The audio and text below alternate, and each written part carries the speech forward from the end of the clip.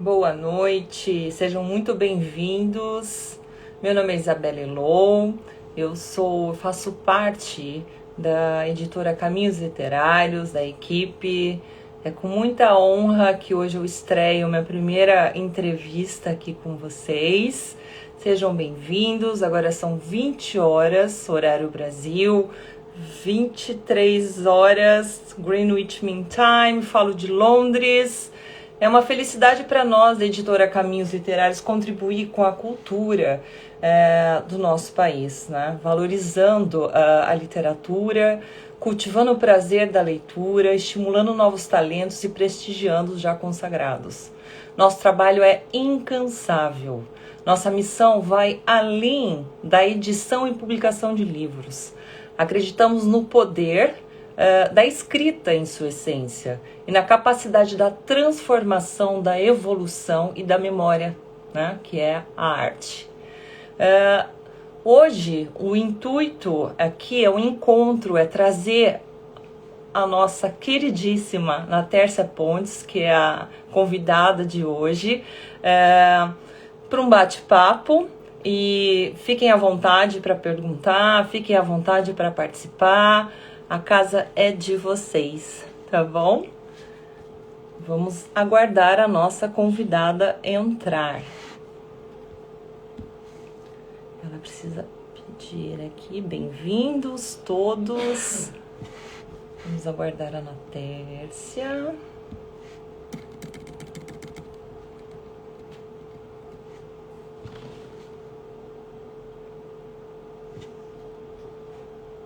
Bom, vou falar um pouquinho da nossa convidada enquanto ela entra aqui. A Natércia Pontes é autora de Copacabana Dreams, finalista do Prêmio Jabuti e de Os Tais Caquinhos, pela Companhia das Letras, e é uma das grandes vozes femininas da literatura contemporânea brasileira e é apreciada pela sensibilidade em descrever o cotidiano sobre uma nova ótica, uma ótica quase palpável e que tem que tantas vezes fugimos, né? Preferimos não falar, não saber, não contar. Ela simplesmente não só escreve sobre cenários reais, mas com muitas vezes ela nos coloca diante de semelhanças por vezes inegáveis. A Natércia é uma revelação da literatura brasileira e hoje o bate-papo vai ser com ela. Natércia, estamos esperando você. Bem-vindos para quem está chegando agora. Boa noite, gente. Bem-vindos. Vamos aguardar a Natércia entrar.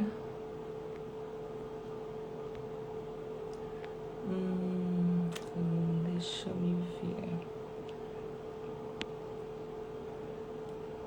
Natércia.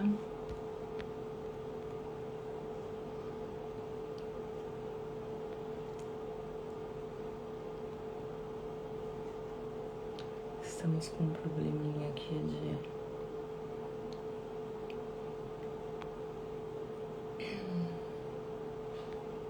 Probleminha aqui, vamos, nossa...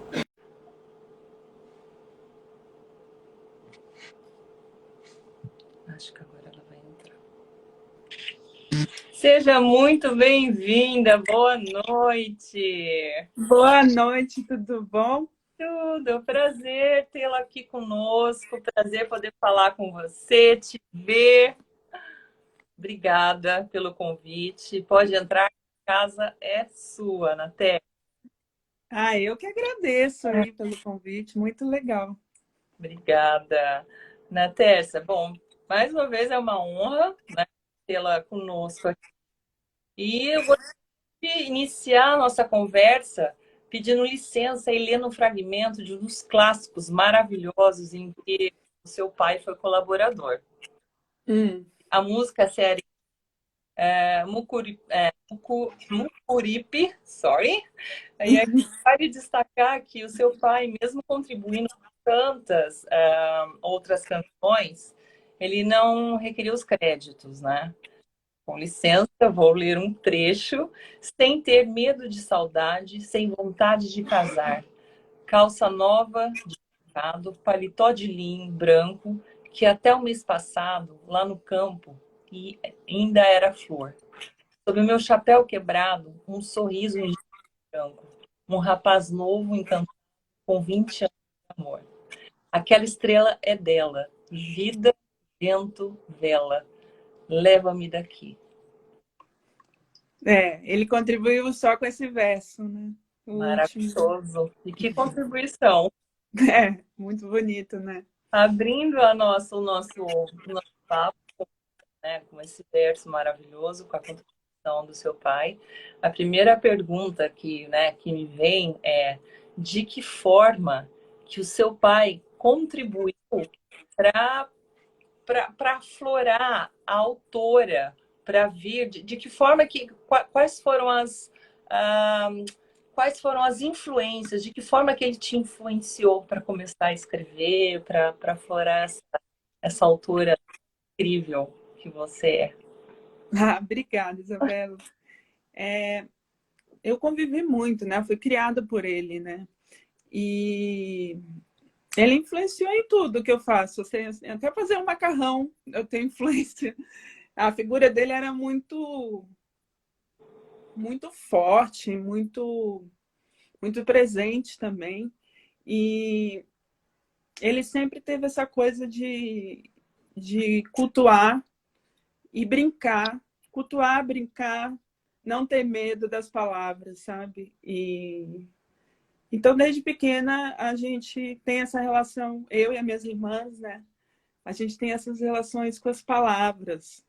E ele fazia jogo de palavras. E não sei, eu fui enveredando por esse caminho das palavras. Meu pai também era publicitário, eu segui carreira de publicidade, mas aí desisti no meio do caminho, graças a Deus. Mas essa coisa esse interesse pela palavra, pela origem das palavras, pelos sons das palavras, pelas possibilidades imagéticas que as palavras provocam, isso foi uma coisa dele, eu acho, que eu herdei. E como é que começou a sua vivência? Me fala um pouquinho mais sobre essa na Tércia comunicadora, publicitária, jornalista. Como é que foi a transição para os primeiros versos, os primeiros contos? Como é que foi essa transição para a escritora? Como que essa escritora, quando essa escritora começou a florar? De forma que ela veio?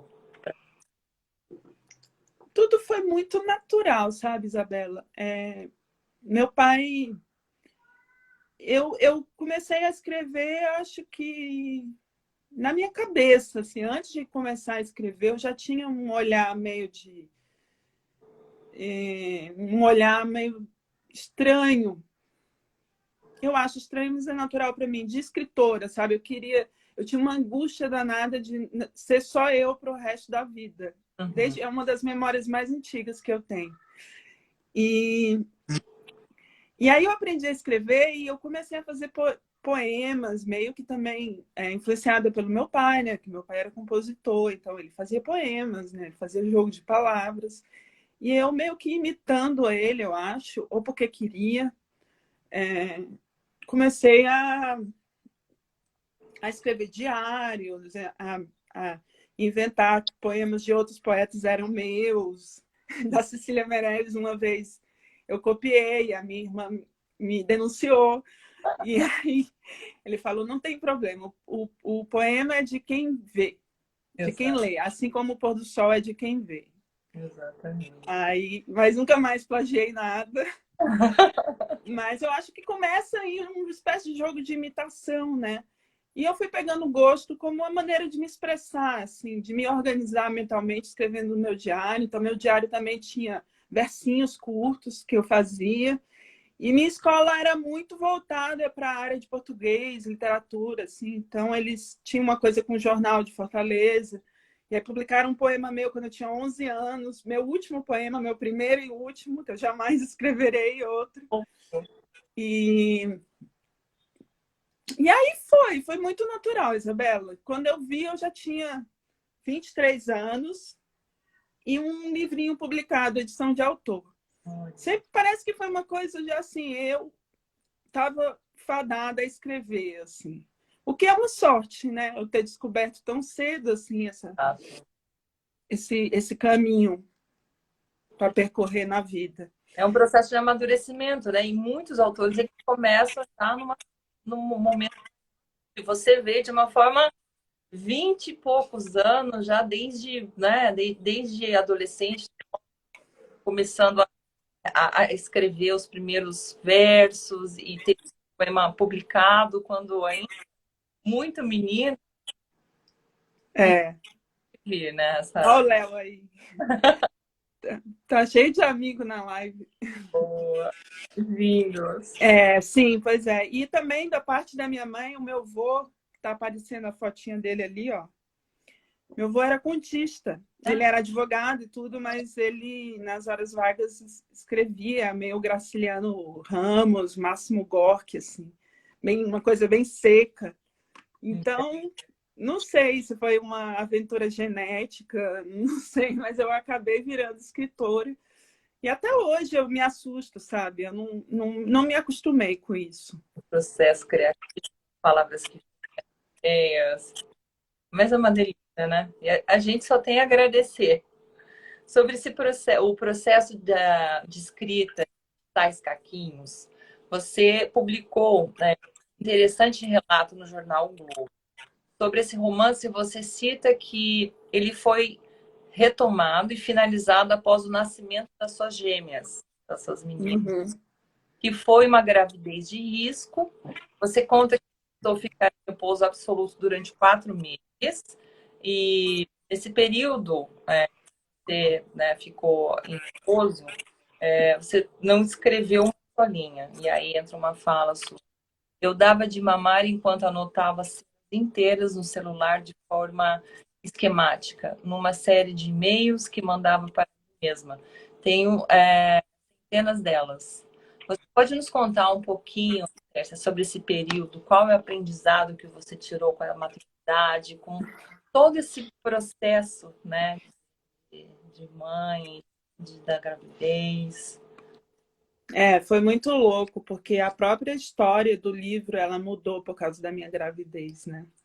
E não sei, depois que elas nasceram, ainda não tinha acabado o livro, mas a mulher, ela vira uma espécie de X-Men, né? A gente fica meio com superpoderes olfativos, é, auditivos e, sei lá, matava um mosquito muito rápido antes deles picarem ela, sabe? E aí eu tive essa energia mesmo dormindo pouquíssimo. E eu morro de inveja dessa época, porque hoje eu estou enfrentando um bloqueio horroroso. E eu fico, nossa, naquela época era tão fluido, né? Você tem que saber esperar a hora. Mas em 8 meses, eu lembro que eu entreguei o livro pronto quando elas tinham 8 meses. Eu escrevi o livro. Não sei como, Isabela, não sei como, mas ele saiu. Incrível. Mas assim, eu já vinha escrevendo ele há 5 anos, né? Então, há 4 anos. Então foi mais uma finalização do que iniciar um projeto, mas mesmo assim andou muito e mudou de caminhos e, enfim. Incrível, incrível. Impossível ler os tais caquinhos sem não lembrar da música de Marina Lima e Antônio Cícero. Que você esse amor é epígrafe para começar a colar caquinhos do velho mundo. Qual é a conexão com a música? Apenas literal. Qual é o que? Tá um pouco cortando o seu áudio. Desculpa. Não, qual é a conexão, né, da música de Marina Lima para começar Quem vai colar os caquinhos do velho mundo? A gente queria entender um pouquinho, porque tem muita conexão, né? A obra e a cantora, né, Marina Lima e Antônio Cícero. Conta um pouquinho como é que tá, como é que Como é nasceu. que surgiu, né? É. Foi no meio do caminho. O livro, por muito tempo, ia se chamar Lúcio. né? Que também seria o protagonista principal, o protagonista do livro. E como nada que a gente planeja sai como a gente planeja, né? O livro foi tomando outros caminhos. A Abigail virou o personagem principal e o Lúcio, que tinha esse nome que se assemelhava a lixo, a luz, Lúcio, um peixe que chama Lúcio, né? Ele tem essa coisa meio que ele fica ali submerso numa matéria meio indizível, né? Aquele pai que flutua por aquele apartamento. Mas aí eu fui aos poucos inserindo versos de outras músicas, né? De muitas músicas. Eu não plagio, mas eu puxo para o meu texto uma espécie de colagem, assim, de frases, de músicas brasileiras, músicas americanas. E cada personagem tem o seu estilo, né? E a Berta, que é a irmã mais nova da Abigail, gostava muito de Marina Lima. Quando eu comecei a puxar frases da Marina, e aí veio os tais caquinhos, aí eu, gente, não tem como, assim, veio de bandeja para mim, sabe? Eu falei, é o nome do livro. Sensacional. Sensacional. Natércia, você é do Ceará, estudou radialismo no Rio de Janeiro, mudou para São Paulo em 2007. Qual é o significado e como cada lugar, qual é o papel, como cada lugar exerce na sua escrita, regionalismo, essa diferença nesse Brasilzão todo, como cada uma das suas fases e das suas influências influencia a sua obra? Boa pergunta, nunca pensei, mas com certeza, né? Eu escrevi um livro no Rio, que chama Copacabana Dreams, e foi um processo muito... A primeira parte, assim, muito oral, porque eu também recolhia frases que eu ouvia na rua, né? Então, ele tem um sotaque carioca, mas também acho que tem um olhar cearense, assim. Já os Tais Caquinhos, ele foi escrito aqui em São Paulo, mas eu não vejo muita coisa de São Paulo, não sei, porque ele é todo ambientado numa suposta fortaleza, né? Assim, nem nomeio que é a fortaleza, mas é.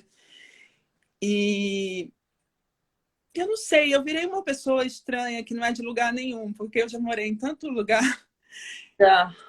Eu não me sinto daqui de São Paulo, eu moro há 15 anos aqui. 15 anos. Quando eu morava no Rio, eu tinha até sotaque carioca, mas eu também não me sentia do Rio. E de Fortaleza, quando eu vou para lá, Você não se sente? Também me sinto deslocada, assim. Entendo perfeitamente. Perfeitamente você. Mas eu fiquei essa mistureba, né? Eu acho que daí que sai a minha voz, né? A minha voz dessa sedimentação de várias sotaques e paisagens, de tudo que eu vivi ali, né? É o resultado. Não sei assim especificar muito bem, mas eu virei essa mistura dos lugares onde eu vivi e das pessoas e dos livros que eu li, dos filmes que eu vi. E é isso. Essa brasilidade, né? Na sua fala, na sua escrita. É isso, Brasil é essa miscigenação, é regionalismo. E é tão rico, né? E é tão bom poder ter essas influências e conseguir para a nossa obra. Eu acho que é isso. Ponto turístico. Antigo reduto boêmio, inspiração para músicos. Copacabana é um símbolo do Rio de Janeiro e da sua pluralidade. Em seu livro Copacabana Dreams, você registra aspectos de uma Copacabana mística e narrativas curtas. O livro é um registro de uma Copacabana num cenário em que se desfilam verdade e mentira, o cinismo e a solidão e a sacanagem. São contos curtos com personagens pinçados nas ruas do bairro Carioca, que se cruzam num trânsito de circunstâncias íntimas, bizarras, líricas, há um certo distanciamento do sentimentalismo. Chegar a uma narrativa que não é de romance adocicado foi uma opção ou veio naturalmente para você? Todo o meu processo é muito intuitivo, né? Assim, não é uma voz muito calculada. Na hora que eu vou escrever, me baixa uma voz assim, e aí eu escrevo. E eu acho que era uma voz um pouco assim, Copacabana é um bairro, eu adorei morar lá, mas não, assim, não acho que não aguentaria por muito. Eu fiquei 3 anos em Copacabana. Não aguentaria muito, porque é um lugar muito próximo da morte, sabe? Tem muita gente com muita idade andando na rua, medicado. Tem um astral um pouco difícil, assim. Exato.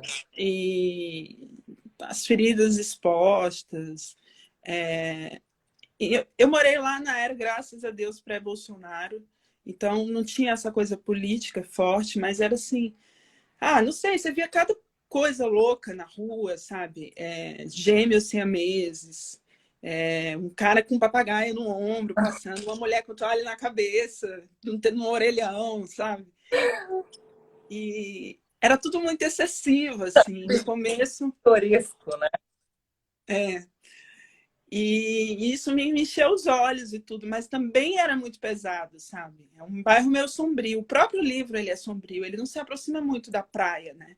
Ele é mais aquela parte mais interna ali de Copacabana, ali atrás da Barata Ribeiro, e meio mofado, assim, meio um apartamento escuro.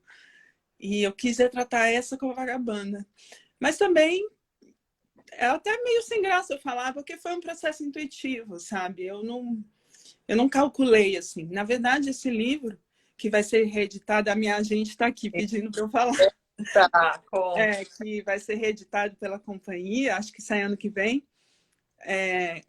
Esse livro, eu me dei conta que eu escrevi depois de ter escrito.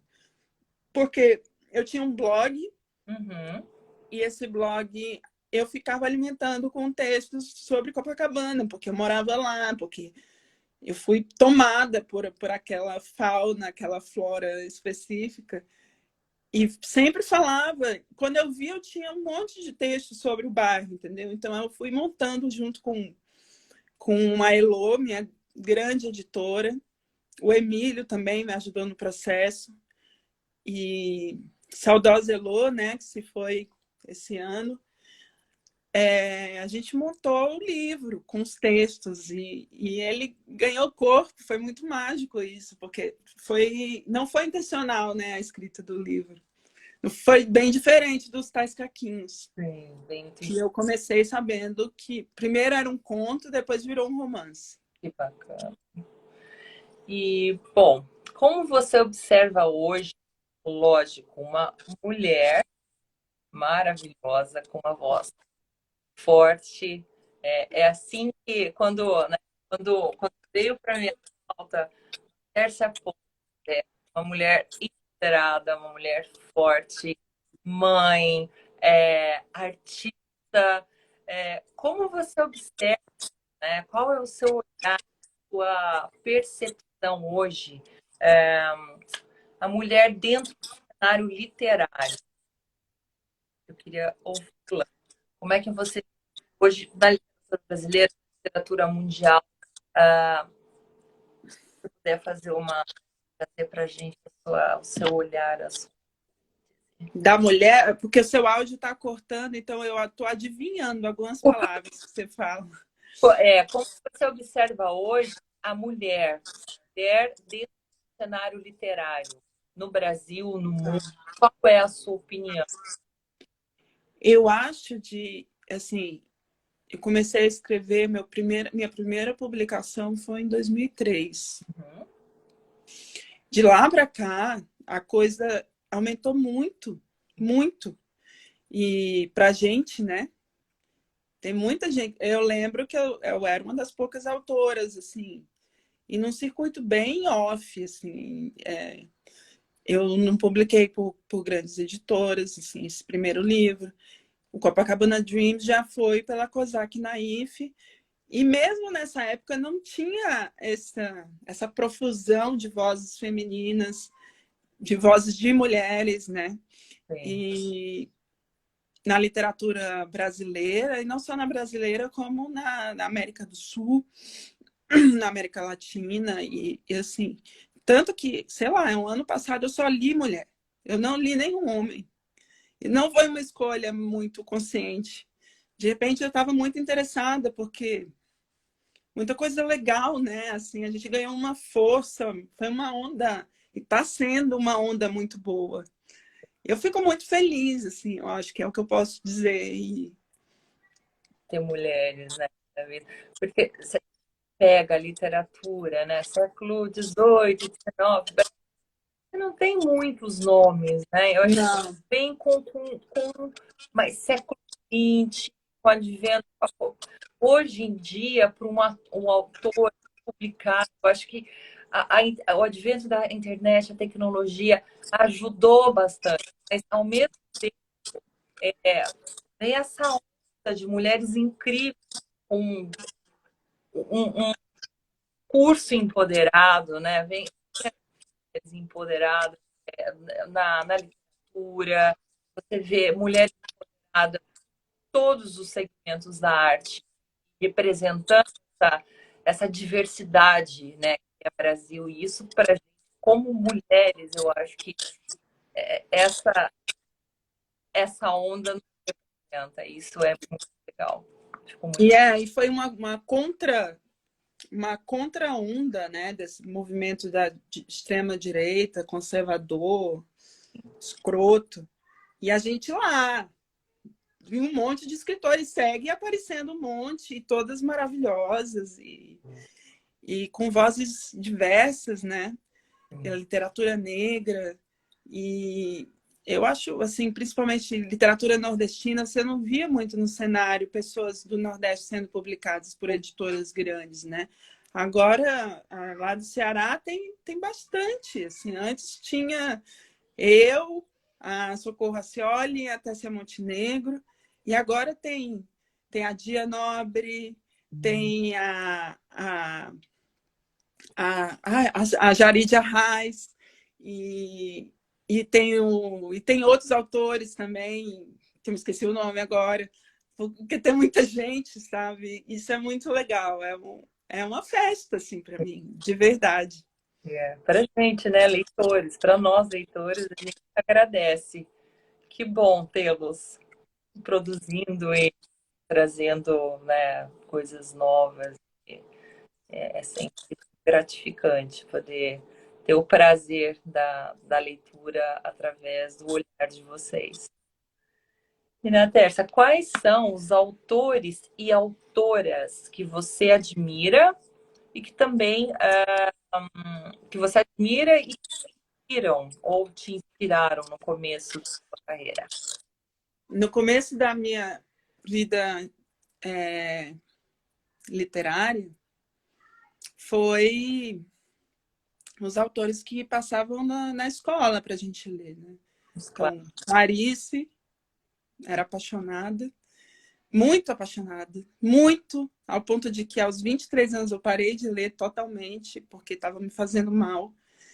E até hoje eu não retomei a leitura das coisas dela, mas pretendo voltar.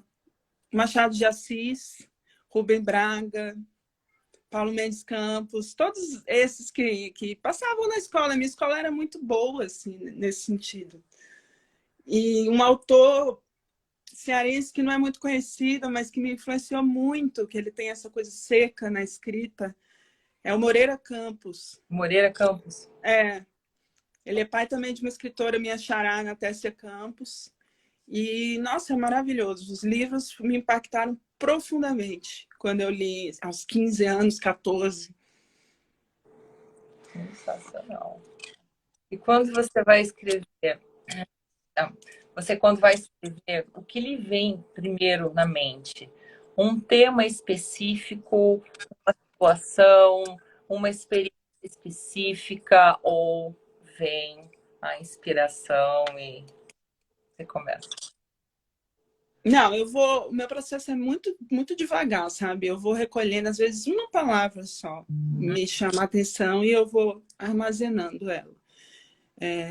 Eu sou que nem um passarinho fazendo ninho, sabe? Eu vou pegando uns fiapos, assim, e vou mandando para mim mesma por e-mail.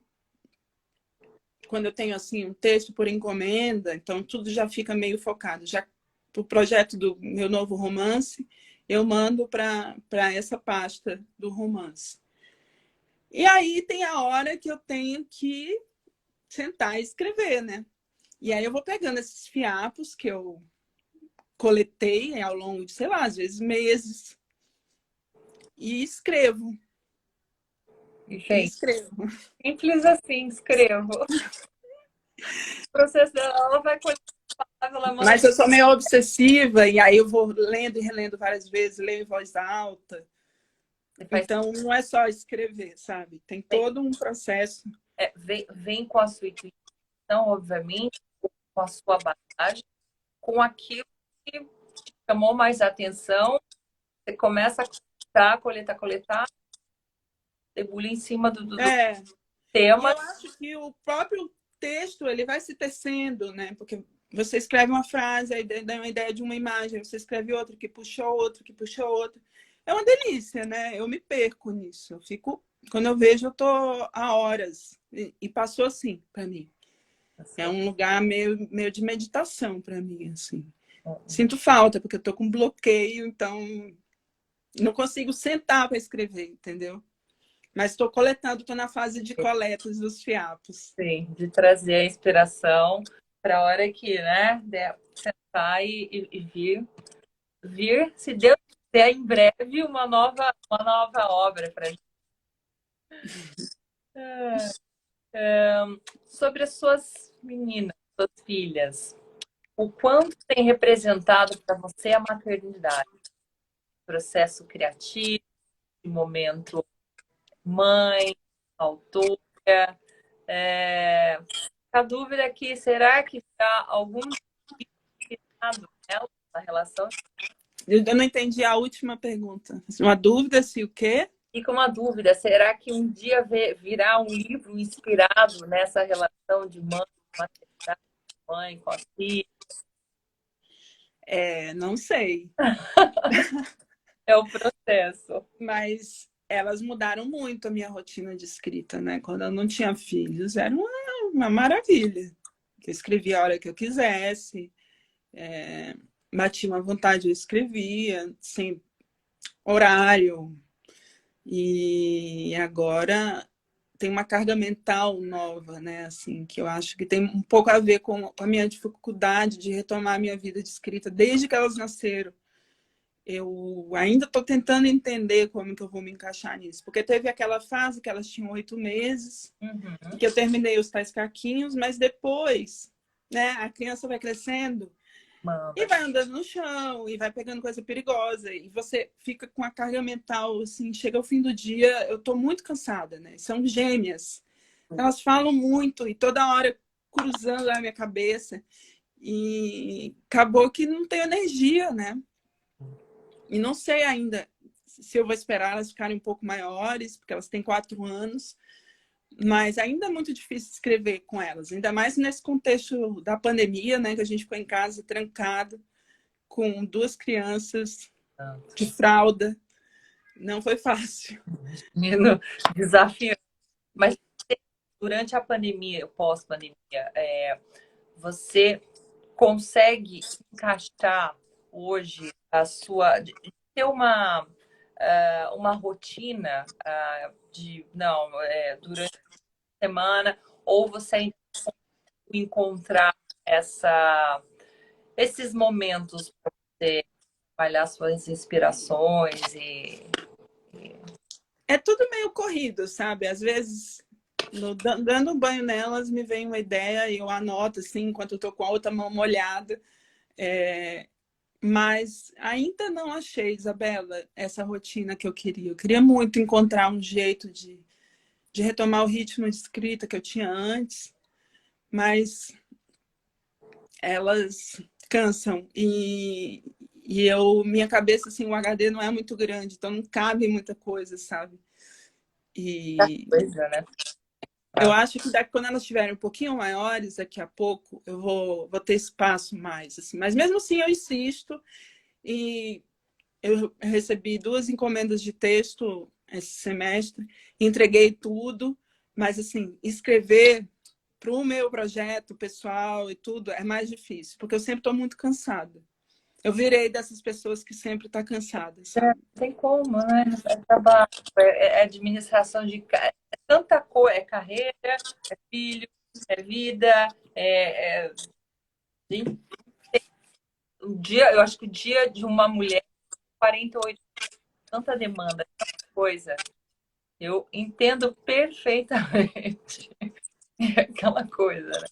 Tem que estar sempre ali, né, para tudo. Você é a mãe que ampara, esposa, é autora, então é 8 horas. Eu acho que É. seria o essencial, né? Por isso que a gente não via mulheres escritoras, né, também. Exatamente. Porque né, Tolstói teve um monte de filho, todo mundo tinha filho, mas ninguém cuidava, né? Ficava lá no escritório escrevendo sozinho, enquanto a mulher estava no pesado. Sim, exatamente. Demanda e demanda bastante. Mas eu acho que o processo é aquela coisa, o processo criativo, ele tem que vir no momento que você, né, trabalhar, no momento que você estiver inspirada. E é isso.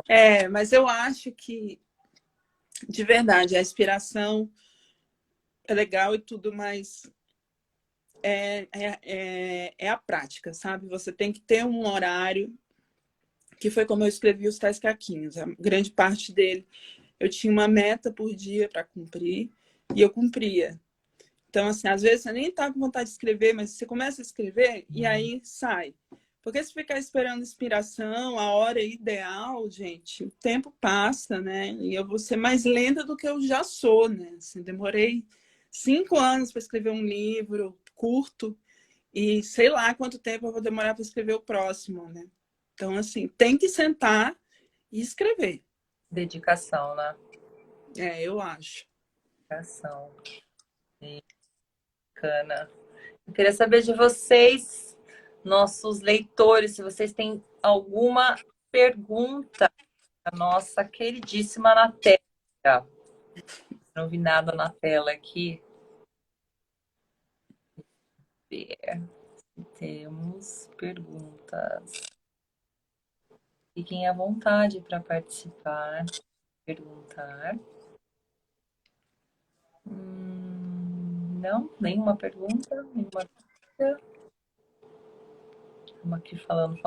Está entrando a mensagem. Eu falei, deixa eu ver se tem alguma pergunta.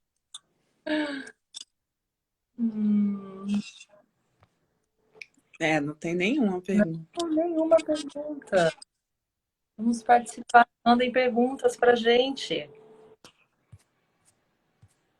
Nada. Eu fiz uma coisa aqui.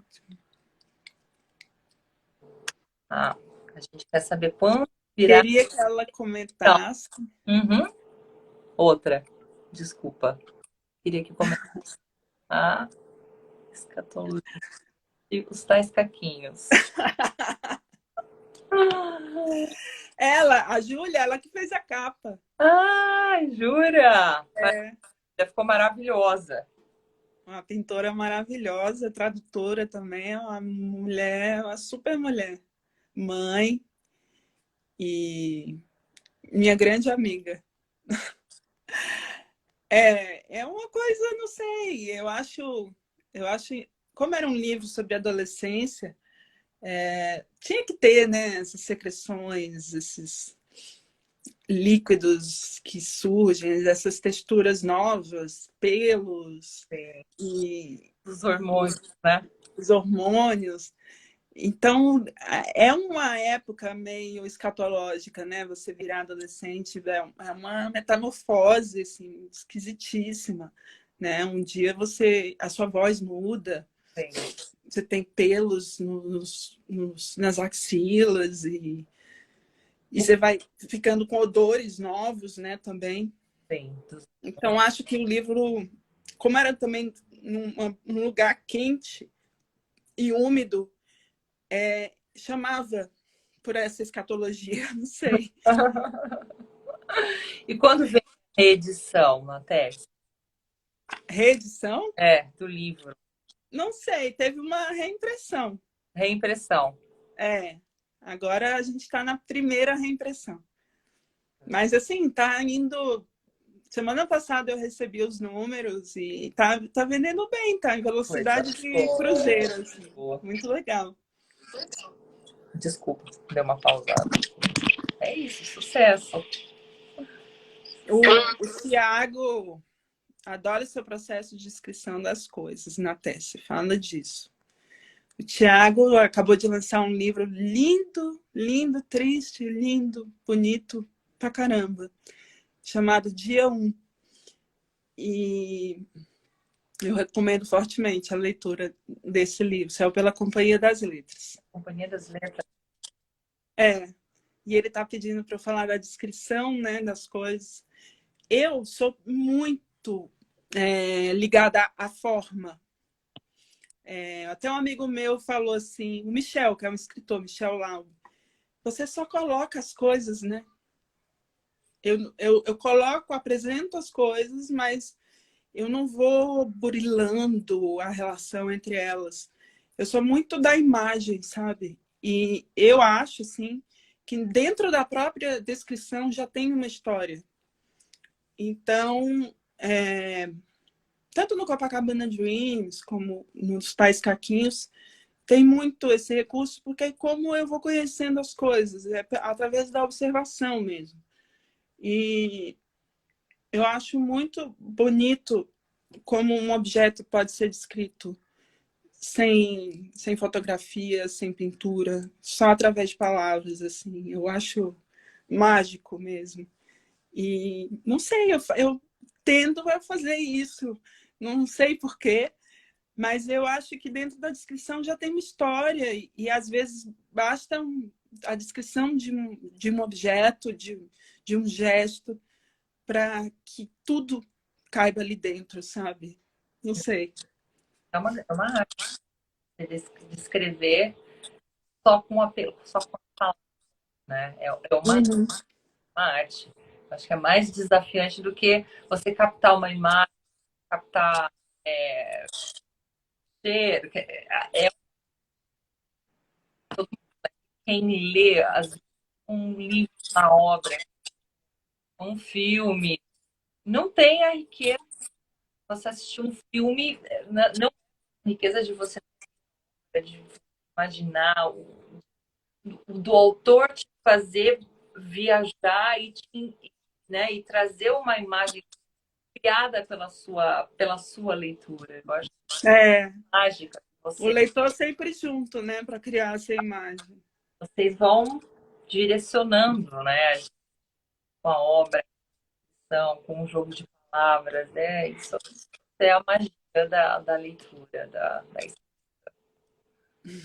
A Júlia falou ali, uma pintora. Eu, quando era adolescente, eu pintava, sabia? Não sei se eu já falei isso para a Júlia, mas eu pintava, né, uns quadros muito feios, assim, com muitas cores. E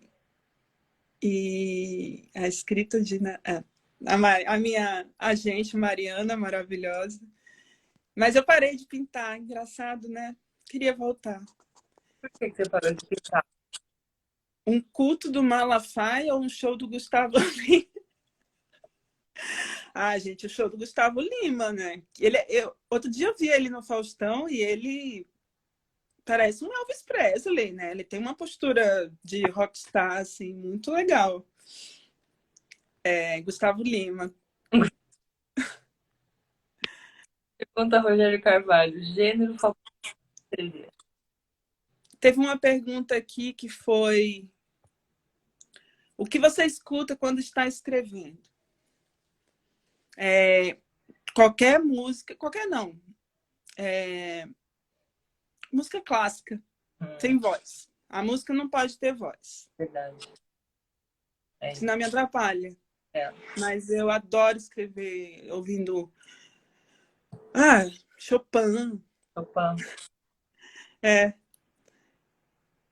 E tudo que não tiver voz é uma condução muito legal para mim. Assim. Eu não gosto muito de escrever em silêncio, às vezes escrevo em silêncio, mas prefiro com música. Inspira. Tem uma outra pergunta aqui que a equipe mandou. Pergunta do Rogério, gênero favorito de escrever. Que? Não ouvi.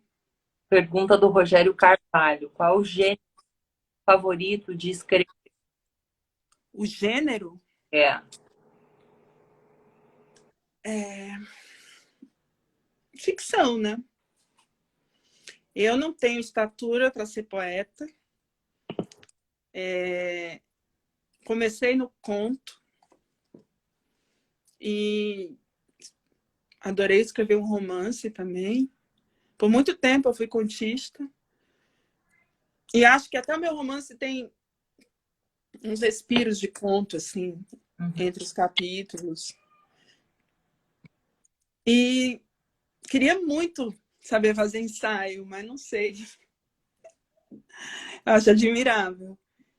E é isso. Não sei, eu acho que meus textos são um pouco híbridos. Os últimos que eu escrevi, meio esquisitos, assim, nem eu entendi direito, assim, formato, sabe? Com uma voz mais direta, assim, menos fantasiosa.